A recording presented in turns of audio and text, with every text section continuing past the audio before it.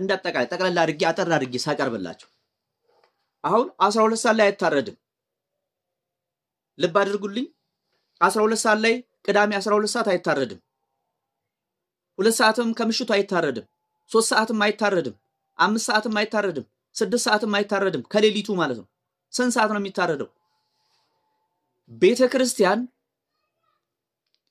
በቅዳሴዋ ሰዓት ወይም 9 ሰዓት ላይ ነው ሊታረድ የሚችለው ክርስቶስ ተንሥአ እሙታን ሳትል ቤተክርስቲያን ሳታውጅ አይታረድም በደንብ እየሰማችሁኝ በጣም ብዙ ሰዎች ናቸው በዚህ ስተት ውስጥ ያሉት ማንንም ያላየው ማለት ያልተገነዘበው በቃ 12 ሰዓት ከሆነ ማረድ ይቻላል ተብሎ የቅርጫ ሰዎች ቅርጫቸውን በቃ 9 ሰዓት ለምግብነት እንዲደርስ ታስቦ ነው 12 ሰዓት የሚታረደው 12 ሰዓት በፊትም የሚያርዱ አሉ ይሄ በቤተክርስቲያን ዙሪያ ራሱ ሳይቀር ማለት ነው አሁን ይሄ ግንዛቤ የሌላቸው ሰዎች አሉ እኔ ስለገጠመኝ ነው ካህናቱ ከቅዳሴ እንደወጡ ምን እንዲደርሳቸው ስጋ እንዲደርሳቸው ተመልከቱ እንግዲህ ቤተክርስቲያን ክርስቶስ ተንሥአ እሙታን በአብይ ኃይሎ ስልጣን አሰሮ ለሰይጣን አጋዞ ለአዳም ሰላም ዘሰ ሆነ ፍሳው ሰላም ሳትል ክርስቶስ ከሙታን ተለይቶ ተነሳ የሚለውን አዋጅ ሳታውጅ እርድ አይፈጸምም አይከናወንም አሁን አብዛኛውን ሰው 2 ወር ይጾምና ቄራ ለምሳሌ ቅዳሜ ነው የሚያርደው ምሽቱን በሙሉ ቄራዎች ሲያከፋፍሉ ያመሻሉ ልብ አድርጉ የተዋህዶ ልጆች አሁን ይሄን ሁሉ ጾም ከጾሙ በኋላ ማታ ምሽት ላይ በቃ ምሽቱን 4 ሰዓት 5 ሰዓት ጀምሮ ቄራ ሲያከፋፍል ነው የሚያድረው ማለት ነው መቼ ታረደው ቅዳሜ ታረደው መቼ ታረደው ክርስቶስ ተንሥአ እሙታን ሳይባል ቤተክርስቲያን ክርስቶስ ተነሳ ደስ ይበላችሁ ብላ አዋጅ ሳትነግር በፊት የታረደው ሁሉ በጾም የታረደ ነው ልብ አድርጉ ከዛ እናንተ በሬ የገዛውም አርዶ 12 ሰዓት ማረድ 3 ሰዓት በራሱ ነው በቃ 3 ሰዓት ማረድ ይቻላል ብሎ ያርዳል 12 ሰዓት ማረድ ይቻላል ተብሎ ይታረዳል በቃ ከ12 ሰዓት በኋላ ማረድ ይቻላል ተብሎ ደግሞ ሌሊቱን በሙሉ ሲያርዱ ሲበሩ የሚያድሩ ሰዎች አሉ ከዛ ደግሞ ሌላው ከቅርጫ ቤት ወይም ደግሞ ከቄራ ወይም ይሄ ምንድነው ከልኳንዳ ቤት ይገዛና ከስጋ ቤት ገዝቶ ሲሰራ ያድራል ከዛ ቆርቦ የመጣውን ከቤተክርስቲያን የተመለሰውን በሙሉ ያበላዋል ማለት ነው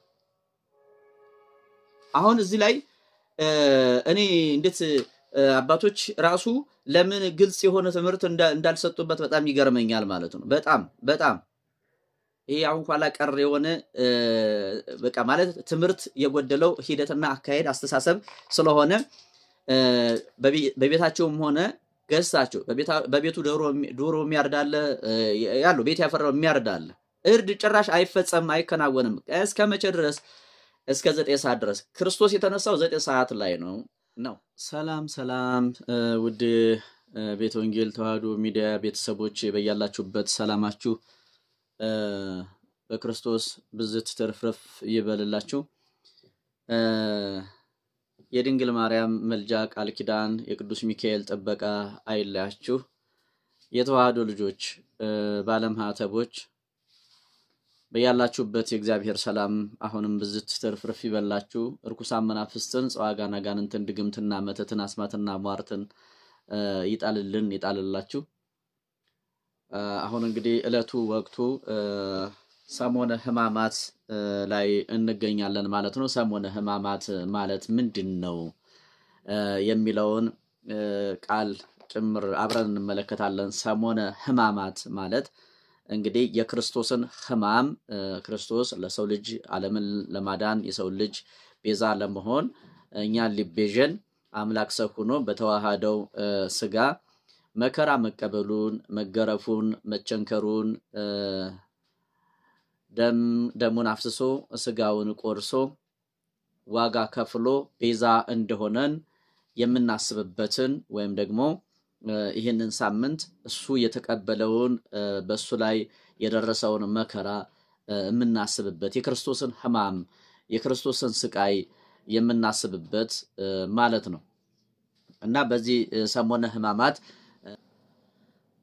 በቤተ ክርስቲያን የሚፈጸሙ ሥርዓቶች አሉ ማለት ነው ከስግደት ጀምሮ ጾም ጀምሮ ጸሎት ጀምሮ ምን መለከታቸው ሥርዓቶች አሉ እነሱን እንመለከታለን ማለት ነው ሁላችሁም በተለየ ሁኔታና ከስከዛሬው በተለየ ሁኔታ አሁን የክርስቶስን ሕማም እያሰብን ስጋችንን ስጋዊ ፍቃዳችንን ስጋዊ ፍላጎታችንን ስጋዊ ሐሳባችን ምኞታችንን የምንገታበት የምንጎስምበት ጊዜና ወቅት ስለሆነ ነፍሳችንን ለእግዚአብሔር ጊዜያችንን ለእግዚአብሔር ማንነታችንን ለእግዚአብሔር ሰተን የምንሰነብትበት እስከ ትንሣኤ ድረስ ማለት ነው በዚህ ሥርዓት ምንቆይበትና በዚህ የሱባኤ ወቅት ጭምር ነው ማለት ነው አሁን የኛን ኃጢያት የኛን በደል የክርስቶስን ቸርነት የክርስቶስን ማዳን የምናስብበት ሥርዓትና ጊዜ ላይ ደርሰናል ማለት ነው ይሄ ወቅት ከተጠቀምንበት በረከት የምናገኝበት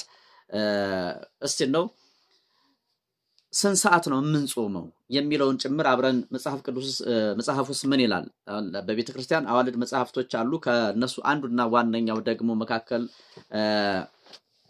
ማን ነው መጽሐፈ ነገስትን እንመለከታለን ማለት ነው መጽሐፈ ነገስት ማለት እንደዚህ ትልቅ የሆነ መጽሐፍ ነው ስለ ቤተ ክርስቲያንና ስለ ሥርዓት የሚያስተምረን የሚያስረዳን በመጽሐፍ ቅዱስ ውስጥ የሌለውን ከዚህ እናገኛለን ማለት ነው የሰው ልጅ ህይወቱን እንዴት መምራት እንዳለበት ሁሉንም አካቶ የያዘ መጽሐፍ ነው ይህንን መጽሐፍ ስንመለከት እንግዲህ በሰሞነ ሕማማት የሰው ልጅ ስንት ሰዓት ነው መጾም ያለበት ብለን ስንመለከት ይሄ መጽሐፍ እንዲህ እያለ ያስረዳናል አንድ ሰው በሰሞነ ሕማማት መጾም ያለበት ለ13 ሰዓት ያክል ነው ማለት ነው ለስንት ሰዓት አልኳችሁ ለ13 ሰዓት ያክል የሰው ልጅ መጾም አስፈላጊ ወይም ደግሞ የሰው ልጅ አንድ ክርስቲያን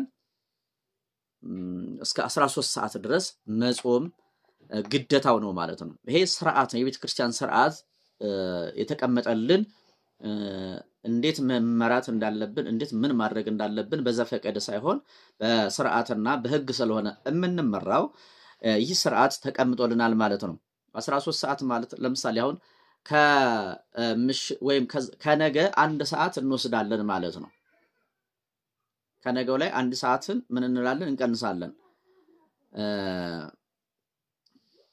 ይህ ማለት 13 ሰዓት ከሆነ የምንጾመው ከምሽቱ አንድ ሰዓት ላይ ነው መብላት ወይም ደግሞ ጾማችንን ምንፈታው ማለት ነው ይህ ማለት አንድ ሰው እስከ 12 ሰዓት ሊጾም ይችላል አይደለ በሰሞነ ሕማማት ግን ምን ጾመው እስከ አንድ ሰዓት ከምሽቱ አንድ ሰዓት ድረስ የሰው ልጅ መጾም እንዳለበት ይህ የሥርዓት መጽሐፍ ያስቀምጠዋል ማለት ነው ሌላው ባልና ሚስት በመኝታ በአንድነት እንዳይተኙ ያዛል በፍጹም ባለ ትዳር ሆነው የተመቸ መኝታ ላይ እንዳይተኙ ማንኛውም ክርስቲያን ማለት ነው አሁን ለባለ ትዳር ብቻ ሳይሆን ማንኛውም ክርስቲያን በማንኛውም ቦታና ሁኔታ ሆኖ በተደላደለ መኝታ ላይ በተመቸ መኝታ ላይ እንዳይተኛ ስጋውን ይጎስም መሬት ላይ ተኝቶ አመር ለብሶ ትቢያ ነስንሶ ስጋውን ጎስሞ ይሄንን ሳምንት ማሳለፍ አለበት ለምን ከተባለ ሰሞነ ሕማማት ነው ሰሞነ ሕማማት ማለት የሕማም ወይም የሕመም ሰሞን ሳምንት ማለት ነው ክርስቶስ ሲታመምበት የነበረው ሳምንት መከራ ሲቀበልበት የነበረው ሳምንት በወገኖቹ የተገፋበት የተገረፈበት የተቸነከረበት ደሙን ያፈሰሰበት አካሉን ስጋውን የቆረሰበት ሰሞን ስለሆነ ይህንን ዋጋ ለማን ከፈለ ስንል ስለኔና ስለናንተ ኃጢያትና በደል ስለከፈለ ያንን ማሰብ ይህንን ማድረግ ክርስቶስን ማሰብ ነው ኃጢያታችንን ማሰብ ክርስቶስ ለኛ ሲል የተሰቀለውን የተገረፈውን መከራውን ማሰብ ማለት ነው። ይሄንን ስናደርግ እያንዳንዷን ነገር ስናደርግ ከአእምሮአችን አይጠፋም ወይም አይረሳም ማለት ነው። ካልጋ ላይ ወርደን መሬት ላይ በማይመች ስፍራ ላይ ስንተኛ ክርስቶስን እያሰብን ነው። መከራውን እያሰብን ነው። ከምሽቱ እስከ 1 ሰዓት ስንጾም ክርስቶስን እያሰብን ነው። አሁን ሌላ ዋዛ ፈዛዛ የምናስብበት ጊዜ አይደለም። ስጋዊ ፍላጎታችንን የምናከናውንበት ምንገበይበት ወይም የተለዩ ስጋዊ ነክ ወይም ደግሞ ዓለማዊ ቀልዶችን የምንቀልድበት ጊዜ አይደለም። አሁን የምናለቅስበትና የምናዝንበት ራሳችንን አካላችንን ስጋችንን የምንጎስምበት እንደዚህ በጧፍ አካላችንን የምንገርፍበት በተለየ መንገድ ማለት ነው። የክርስቶስን ሕማም የምናስብበት የተዋህዶ ልጆች ስጋችንን የምንጎስምበት ስጋችንን የምናደክምበት ነፍሳችንን ለእግዚአብሔር የምናስገዛበት ጧፍ ያላችሁ በጧፍ መቁጠሪያ ያላችሁ በመቁጠሪያ በመቀጥቀጥ የክርስቶስን ሕማሙን ግርፋቱን ስቃዩን ማሰብ እንደዚህ ስናደርግ አካላችንን ስጋችንን ያመናል አይደለ? ስለዚህ ህመማችን ነው። ለማን ሲል ታመመ? ለማን ሲል ተገረፈ? ስንገርፍ የክርስቶስን ግርፋት ሰዎች ክፉዎች እንደገረፉት የምናስብበት አካላችንን ስንገርፍ ስሜት አለው ህመም አለው። እኛ በራሳችን በእጃችን ራሳችን በራሳችን ገርፈን የሚያመንና የሚሰማን ከሆነ ክርስቶስ በአመፀኞች በክፉዎች መገፋቱን መገረፉን የምናስብበት እኛ እንደዚህ ገርፈነው ሰውነታችንን አካላችንን ካመመን ከተሰማን እና ጨካኞች ሲገርፉትማ ምን ያህል ያመው ምን ያህል መከራት እንደተቀበለ የምናስብበትና ይሄንን ሳምንት የሐዘን ሳምንት ብለን የምናስብበት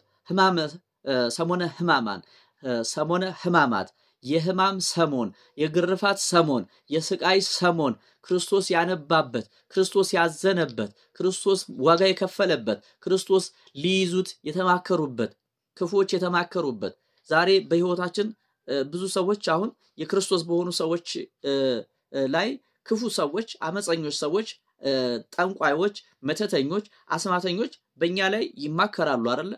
ተመልከቱ። ያንን እያሰብን አያችሁ የኛ ህይወት ክፉዎች አስረውት ክፉዎች ስቃይ ላይ ጥለውን እያዘንን ከሆነ ክርስቶስ ደግሞ ለኛ ሲል ምን ያህል መከራና ስቃይ እንደተቀበለ የምናስብበት ሰሞንና ሳምንት ስለሆነ ሰሞነ ሕማማት እንላለን። ብዙዎች በባዶ እግራቸው ይሄዳሉ፣ ብዙዎች ጥቁር ይለብሳሉ። አዎ ሐዘን ስለሆነ ማለት ነው። ሐዘን ስለሆነ ጥቁር ይለብሳሉ፣ ማቅ ይለብሳሉ። ሐዘን ስለሆነ ጫማቸውን አውልቀው በባዶ እግራቸው ይሄዳሉ። ለምን ሲባል ጠጠሩ እሾኩ ሲወጋን ቁርቋሬው ሲሰማን የክርስቶስን ሕማሙን የምናስብበት መታሰቢያችን ስለሆነ በዚህ በረከት ስለምናገኝበት ስጋችንን ስለምንጎስም ማለት ነው። ስንጾምም እንደዚሁ እስከ 1 ሰዓት ለምን እንጾማለን ስንል ስርዓቱ ስለሚያዝ ማለት ነው። እና አጠቃላይ የስጋን ፍላጎት ትተን ስጋን የምናደክምበት ክርስቶስን የምናስብበት መከራውን የምናስብበት ስለሆነ በመግረፍ ይሄ ሁለቱ የሌላችሁ ደግሞ ምንድነው የምታደርጉት? ቀበቶ ይኖራል፣ በቀበቶ ሶኬት ይኖራል፣ በሶኬት ይሄ እድል የሌላችሁ ሰዎች ስላላችሁ ይሄን የማግኘት እድል የሌላችሁ ሰዎች በዚህ መጠቀም ትችላላችሁ። በቀበቶ መግረፍ ትችላላችሁ። በሶኬት በቻርጅ ወይም ደግሞ በኤሌክትሪክ ገመድ መግረፍ መቅጣት ትችላላችሁ ማለት ነው። ይሄንን የምታደርጉት ለምንድነው? ሌላ ሟርት እንዳይመስላችሁ ብዙዎች ማለት ነው ሟርት አድርገው ራሳቸው ሟርተኞቹ ሟርት አድርገው የሚያስቡ ሰዎች ወይም ደግሞ ይሄንን ለማሸማቀቅና ለማሳቀቅ ከክርስቶስ ፍቅርና ክርስቶስን እንዳናስበው ሕማሙን እንዳናስብ መከራውን እንዳናስብ መገረፉን እንዳናስብ የሚያደርጉብን ጫና የሚያደርጉብን ሰዎች ስላሉ አሁን እነሱን አታስቡ። ስለ እነሱ በማሰብ ጊዜያችሁን አትጨርሱ። የተዋህዶ ልጆች ግድላችሁም በቤታችሁ ውስጥ ሆናችሁ ይሄንን ማድረግ በስውር ስታደርጉት በግልጽ በጸጋ በሞገስ ክርስቶስ ያስባችኋል። ክርስቶስ ጸጋ ይሰጣችኋል። ክርስቶስ ክብራችሁን ከፍ ከፍ ያደርገዋል ይገልጸዋል ማለት ነው። እናንተ በስውር ስታደርጉት እሱ በግልጽ ሲከፍላችሁ ታዩታላችሁ። እርሱ በግልጽ በአደባባይ ሲያከብራችሁ ሞገስ ሲሆናችሁ ጸጋ ሲሆናችሁ አንደበት ሲሆናችሁ ትመለከታላችሁ ታያላችሁ ማለት ነው። ያለምንም መሳቀቅና ያለምንም ጭንቀት ይሄንን ስታደርጉ ገብቷችኋል ማለት ነው። ይሄንን ሳትጠራጠሩ ይሄንን በማድረጋችሁ በመተኙበት ሰዓት በህልምም በራእይም ዋጋችሁ ወይም ደግሞ የእግዚአብሔር ምሕረት ወደ እናንተ ሲመጣ መንፈስ ቅዱስ ወደ እናንተ ሲቀርብ ታዩታላችሁ ትመለከታላችሁ ማለት ነው። እናንተ ቀራንዮን አስቡት። ይሄን ያያሰባችሁ ስጋችሁን ጎስሙ፣ ስጋችሁን አድክሙ። እርኩሳን መናፍስት በዚህ ሰሞን በእውነት የሚደቁበት ነው። በእውነት የሚቀጠቀጡበት በዚህ ሰሞን የማይገዛ የማይንበረከክ ይሄን ሁሉ ስታደርጉ የሚጋለጥ አለ። የሚጋለጥ መንፈስ አለ። የተደበቀ መንፈስ አለ። ለምን? ስለ ክርስቶስ ስለሆነ ውሎ አዳራችን የምናስበው ስለ ክርስቶስ ስለሆነ ያንን እንድናስብ ስለማይፈልግ ይሄንን በመናስብበት ጊዜ እርኩስ መንፈስ አጋንንት ምን ይሆናል ማለት ነው? ይጋለጣል፣ ይደክማል፣ ታዘዛል ማለት ነው። ሌላው በዚህ ሁኔታ ካሳለፍን አንዳንድ ሰው ስለ ሃይማኖቱ ማያቅ ሰው አለ። አሁን ለምሳሌ ልክ አሁን ቅዳሜ ስዑር ላይ ወይም ቅዳሜ ተነስቶ ጧት የሚበላ ሰው አለ። ቅዳሜ ስለሆነ ብቻ ነው። አሁን እንግዲህ አሁን ጾም የሚመስለው ከሰኞ እስከ ዓርብ ድረስ ይመስለዋል። ልክ ቅዳሜ ሲመጣ ቅዳሜ በጧት ይነሳና በቃ አሁን ዛሬ ቅዳሜ ነው ሰንበት ነው በቃ መበላት አለበት ተብሎ ብሎ እንደዛ ብሎ የሚበላ ሰው አለ። ይሄ የውቀት ማነስ የውቀት እጥረት ያለባቸው ሰዎች እንደዛ ያደርጋሉ። እንደዛ ማድረግ የለብንም። ሌላው እንደው አወቁም ይባሉ ተማሩ የሚባሉ ሁሉ ሳይቀሩ 2 ወር በሙሉ ሲያስቀድሱ ሰንብተው የሚገርማችሁ ነገር የተዋህዶ ልጆች ይሄን በደንብ አስምሩበት። ይሄ በደንብ በየቤቱ ያለ ነው።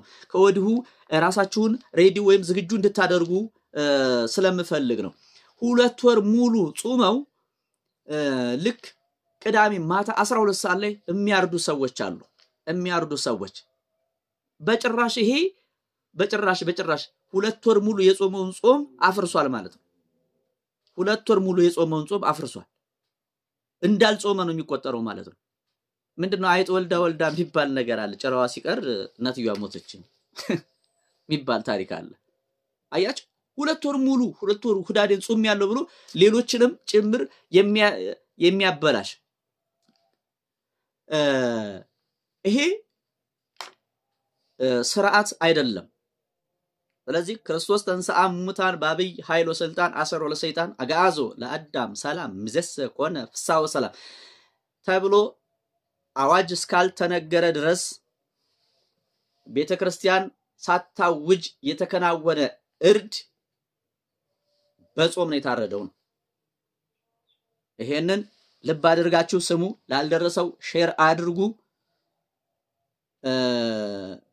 እናንተ ተሳስታችሁ ሲጾም የከረመውን ጎረቤታችሁን ጠርታችሁ ናብላ ካልበላ በግድ የምትሉ ሰዎች አላችሁ። ይሄ በጭራሽ ይሄ የምንፍቅና ስራ ነው።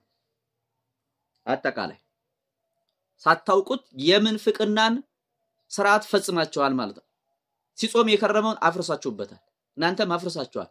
ይሄ ሆነ ብላችሁ ወይም ደግሞ ሳታውቁ ያደረጋችሁት ነው። ሆነ ብላችሁ ወይም ደግሞ ሰውን ለማጥመድ ወይም ሰው እንዲያፈርስ ስለተፈለገ ሳይሆን ያለ ዕውቀት የግንዛቤ እጥረት የትምህርት እጥረት የዕውቀት ማነስ ስለሆነ በዚህ ይሄንን ትምህርት የሰማችሁ ሁሉ ጠይቁ፣ ተረዱ። አባቶች ሊቃውንት ተረዱ፣ ግንዛቤ እንድታገኙ ነው ከወዲሁ ይሄንን መልእክቴን በእግዚአብሔር ስም ማስተላለፍላችሁ። ሌላው ሌላው አሁን በጾም የማይዘጉ ልኳንዳ ቤቶች የስጋ መሸጫዎች አሉ። እኔ የት መግዛት እንኳን እንዳለበት ሰው አያውቅም። በጾም የተከፈቱ ልኳንዳዎች ወይም በጾም ሲሰሩ የነበሩ ስጋ ሲበሉ የነበሩ ልኳንዳ ቤቶች ሰራተኞች በትንሳኤም ጊዜ አሻሽለው ከተዘጉት ልኳንዳ ቤቶች እኩል ይከፍታሉ። እዛ ሄዳችሁ የምትገዙ ሰዎች አላችሁ። ይሄ በጣም ጸያፍ ነገር ነው። እንዴት ነው በአብይ ጾም እናንተ ስትጾሙ እሱ ስጋ ሲሸጥበት የነበረውን የመናፍቅ ልኳንዳ ሄዳችሁ የምትገዙት? ምን አይነት ምልከታ ነው ያላችሁ? ምን አይነት ዕውቀት ነው ያላችሁ? እንዴ በጣም እኮ የሚገርም ነገር እኮ ነው። ይሄ በጣም ጸያፍ ነው። በጣም ጸያፍ ነው የተዋህዶ ልጆች። ስለዚህ በዛ ልክ መሄድ የለባችሁም። ፒያሳ አካባቢ የሚገርማችሁ ነገር በአብይ ጾም ልክ እንደ ፑቲክ ቤት ተከፍቶ በአብይ ጾም ሲሸጥ የነበረ ሰውን ሲያሳስት የነበረ ያ የልኳንዳ ሰፈር ስጋ ሲሸጥበት የነበረ ፒያሳ ሰፈር ዛሬ የለም፣ ፈርሷል። አያችሁ፣ ተመልከቱ። እግዚአብሔር አይቶ ተመልክቶ ያነሳል ማለት ነው። የነሱ ኃጢያት ለሌላው ይተርፋል ማለት ነው። ለሌላው መፈናቀል ሆኗል፣ ለሌላው ቅጣት ሆኗል ማለት ለኃጢያ የመጣ ለጻድቅ ይተርፋል። ስለዚህ እናንተ ባለማወቃችሁ ባደረጋችሁት ምክንያት በሌላም ሰው ኃጢያት እንዳትጠየቁ፣ ሌላም ሰው አሳስታችሁ፣ ሌላም ሰው አብልታችሁ የራሳችሁ ሳይበቃ ሌላም ሰው አሳስታችሁ ኃጢያትና በደል እንዳይበዛባችሁ። ስለዚህ ይሄንን አስተውሉ፣ ልብ አድርጉ። የተቸገሩትን በማሰብ ልክ አሁን እናንተ ስትፈስኩ ምንም የሌላቸው ሰዎች አሉ። እነሱን በማሰብ እነሱን በማገዝ አብራችሁ በመፈሰግ ጊዜያችሁንና አመት ባላችሁን እግዚአብሔራዊና መንፈሳዊ እንድናደርግ የሱ ቅዱስ ፍቃድ ይሁንልን። ሌላው ምንድነው እዙ ላይ ልጨምር የምፈልገው ነገር ወይም ሐሳብ እናንተ በመስጠት እግዚአብሔርን ማገልገል ይቻላል። በማብላት በማጠጣት ያዘኑትን የተቸገሩትን ምንም የሌላቸውን በማገዝ እግዚአብሔርን ማገልገል ሰዎችን ማስደሰት ይቻላል ማለት ነው።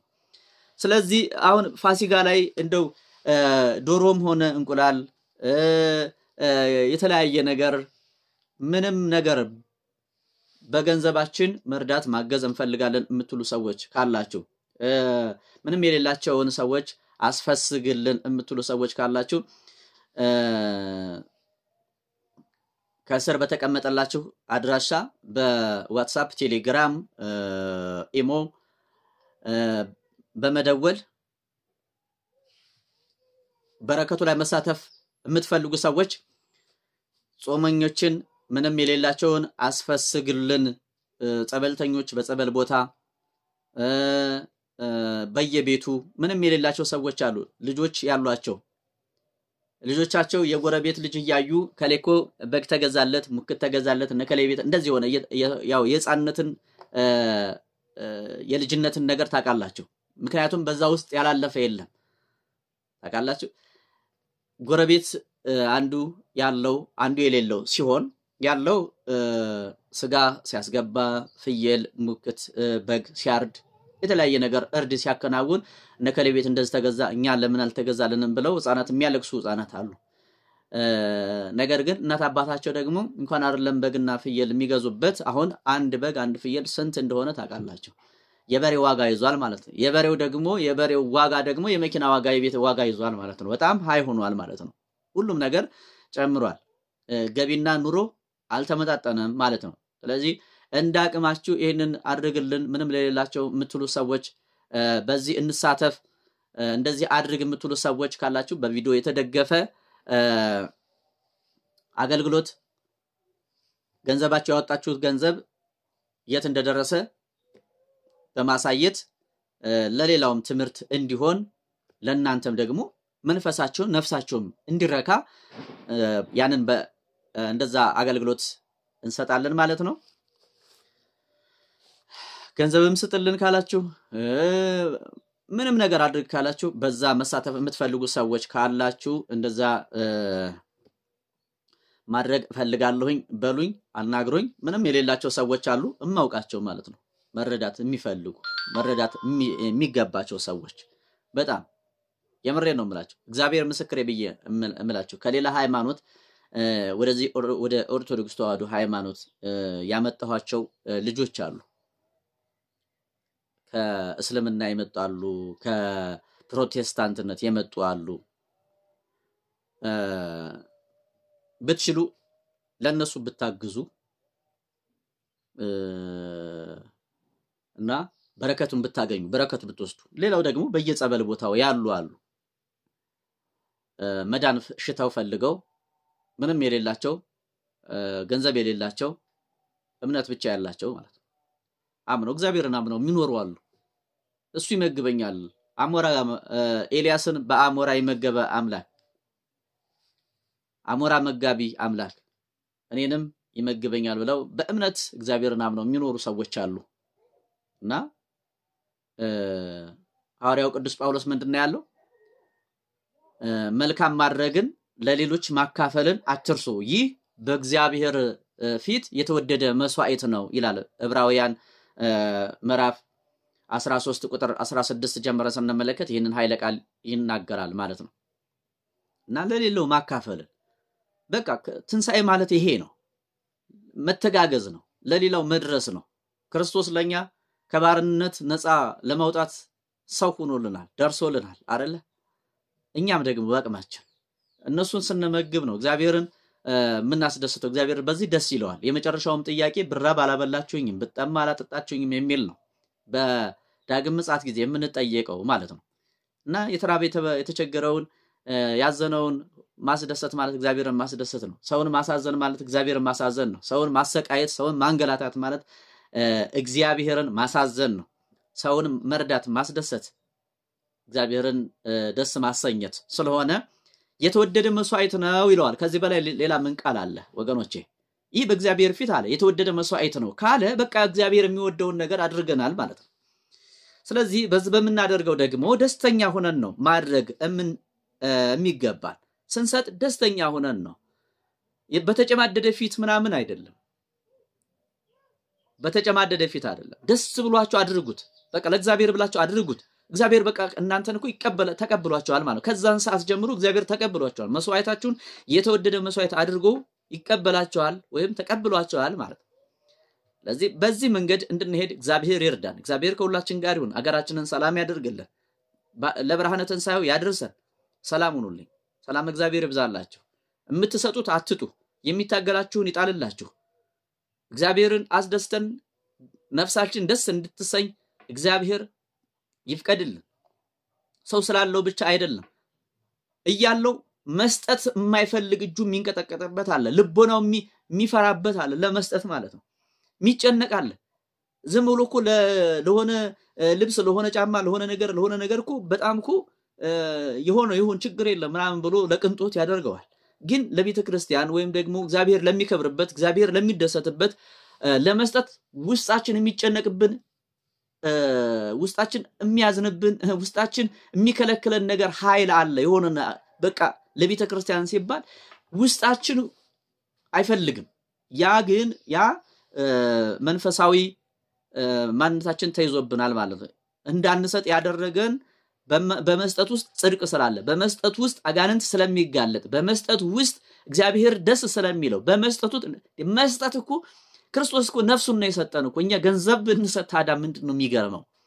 ተመልከቱ። ጊዜ ብንሰጥ ምንድነው የሚገርመው? ከሰጠን ላይ ብንሰጥ ምንድነው ጭንቁ?